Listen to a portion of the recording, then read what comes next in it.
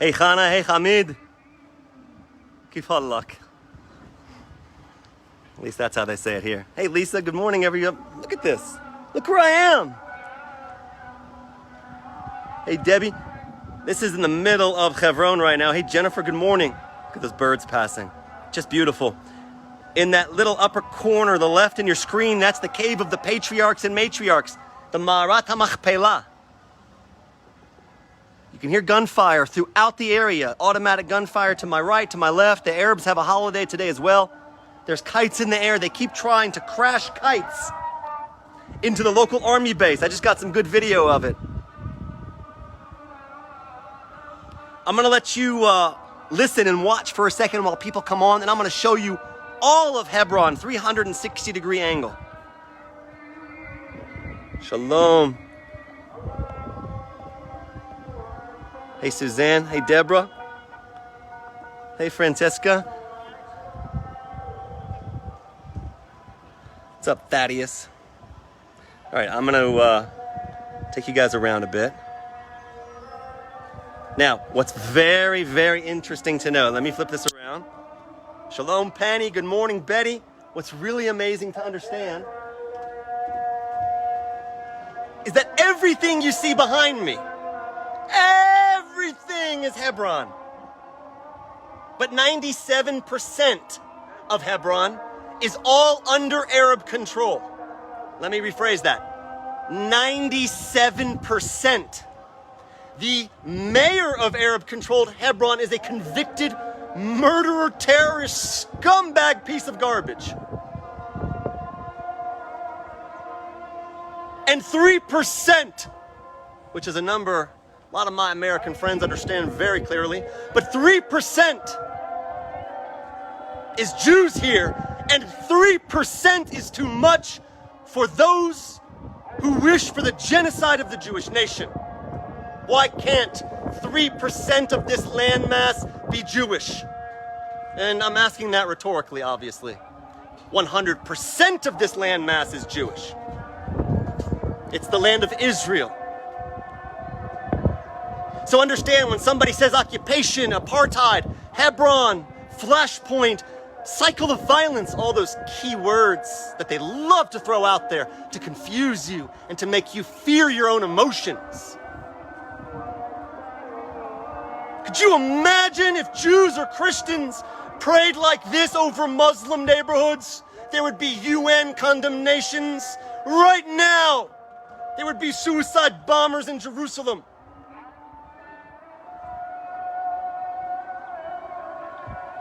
Yes, everybody has the right to pray to God in any language they choose, or the right not to pray to God. But we as Jews do not seek the rights to live in our homeland anymore.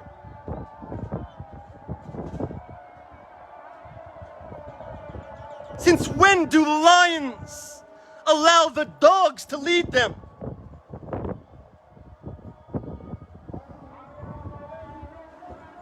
%.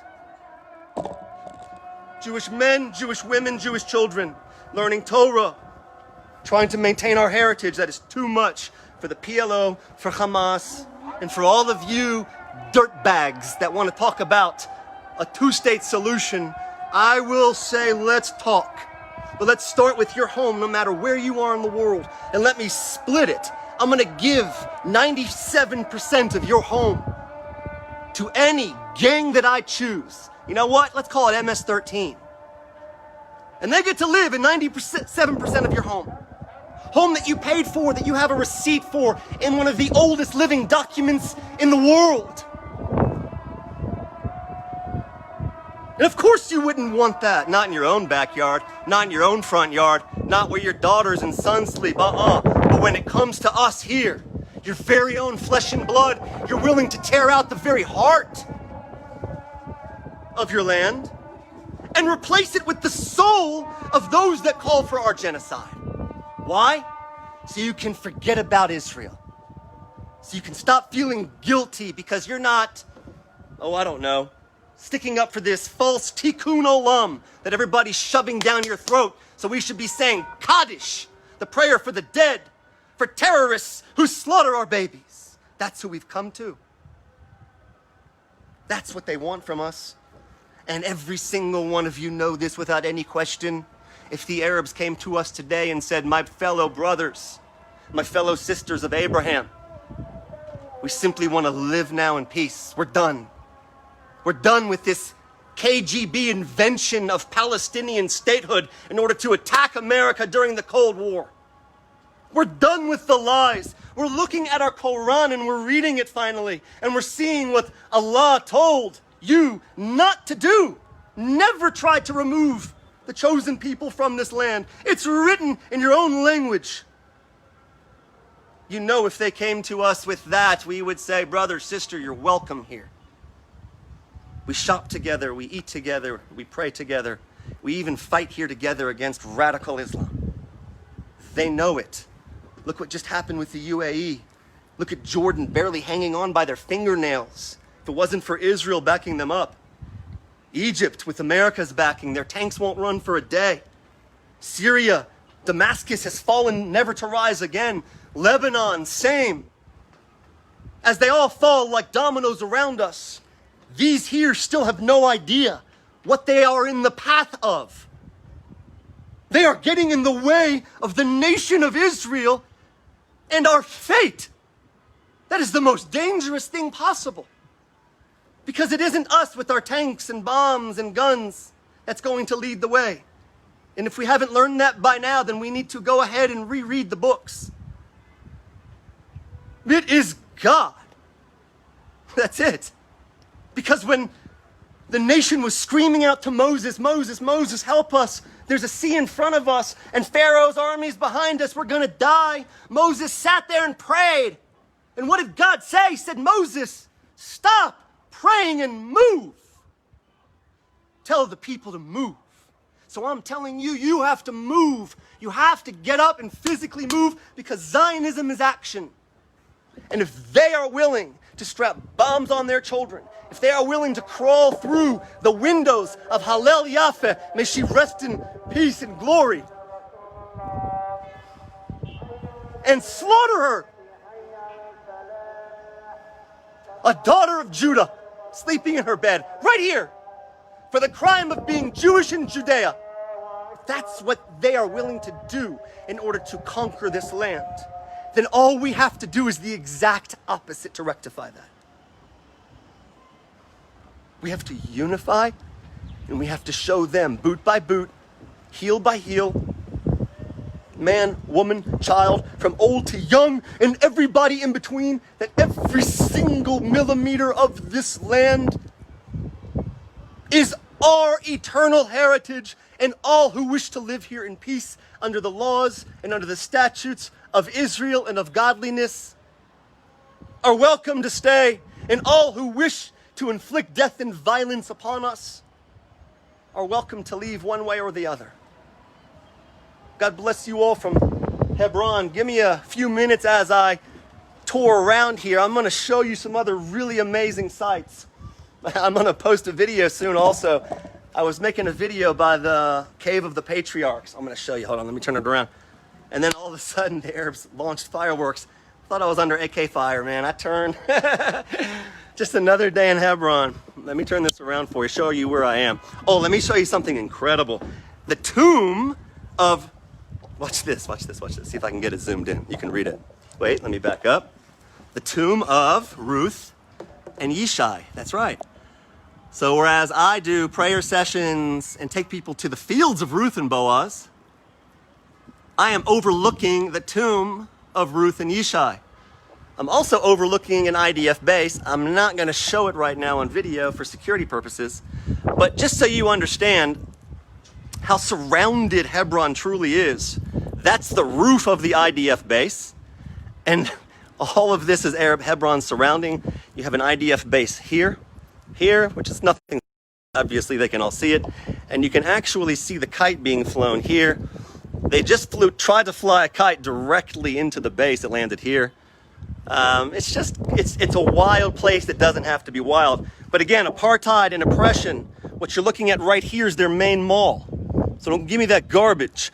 All those yellow vehicles you see parked there, they're all taxis that are bringing people to and from the mall, to and from work. Their parking lot is filled all the way up. They have luxurious stores in there. Hebron is a very, very wealthy Arab town. Very wealthy. 97% of the landmass belongs to them, which is a travesty, which is criminal in nature,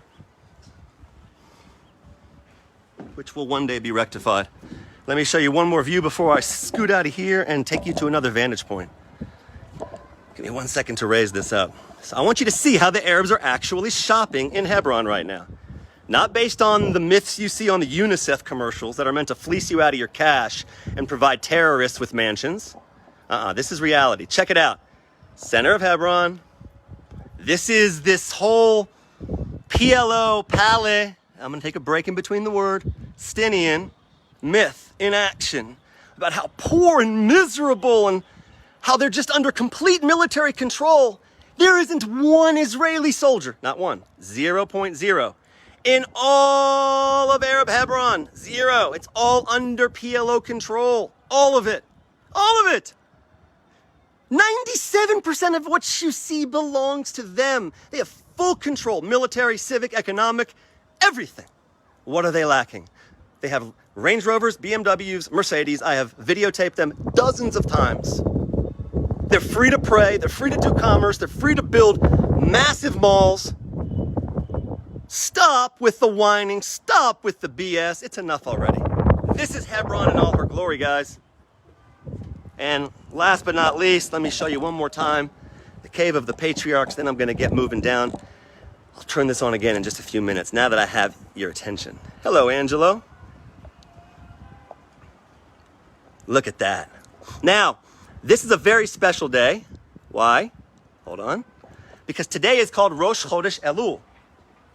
What does that mean? The Hebrew month of Elul is the Hebrew month that starts the holiest of months, where we have Rosh Hashanah and Yom Kippur. Day of Atonement, Day of Judgment. That cave right now that you're looking at, there's lines out the door of Jews. All different types of Jews. Jews wearing fur hats and long coats that look like Hasidim. Jews walking around in jean shorts and t-shirts. Men, women, children. But they're all lined up at the cave of the patriarchs in order to pray on the first day of the month of Elul, in order to bring holiness into the world, in order to elevate a simple, normal day from the mundane to the holy, in order so that we as a nation can earn our third temple only through unity, accepting all Jews from all walks of life, both near and far, and how we can be the reflection for the world, so the world can understand what it means to be a chosen people, and then to emulate that and to reflect it. In no way does that show better or worse than anyone else. It's simply our task. Abraham knew it. Isaac knew it. Jacob knew it. Sarah, Rebecca, Rachel, Leah, they all knew it. Fast forward 3,500, 4,000 years. And today we're still living by that same word, in the same language, in the same location, as a nation. God bless you from beautiful Hebron. I'll let this run for another 1 minute so you can hear the Muslim call to prayer. And then I'm going to scoot on and show you some amazing views. So if you see me on live, it could only be for 60 seconds, so just jump on.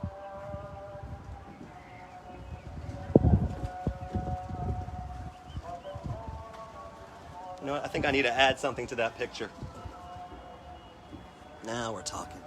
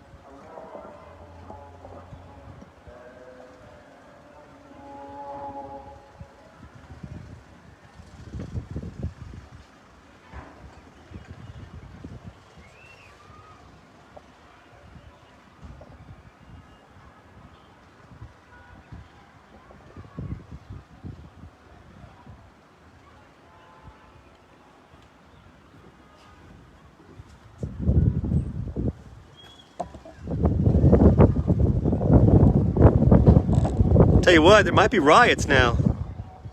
There's something going on down there. You hear the whistles. A lot of time that means that crowds are gathering towards the soldiers. So I'm gonna stick here for another minute just to see what's up. Because I got a good vantage point from here. I could be totally wrong though. Check out the kite. Hold on. There it is. From Gaza to here, baby.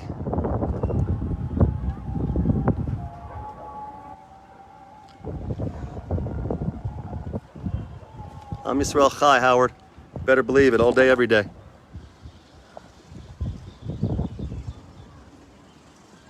Thank you, David. Here, central shopping in PLO-controlled Hebron. You can see it for yourself live. The misery, the apartheid, the oppression. It's hilarious. If you just count, just look at the luxury cars that pass by, it'll shock you. Just shock you.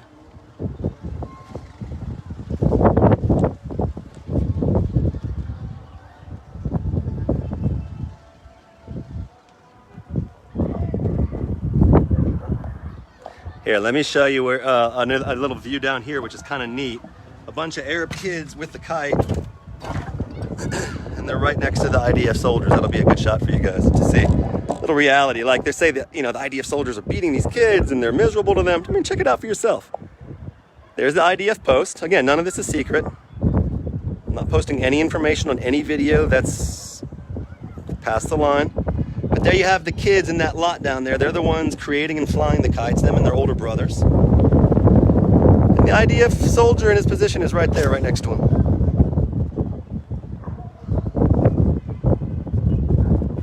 So check it out for yourselves. Again, hey Rob, just be the judge for yourself. You can see how they're operating in freedom. There's no fear. Whatever you read and whatever you see in the mainstream media, it's edited BS that's just meant to put Israel in a bad light because that's what evil does. So again, you're just looking at it. Are you wrong to blame the Israeli government for this? I don't think that this is in the hands of the Israeli government.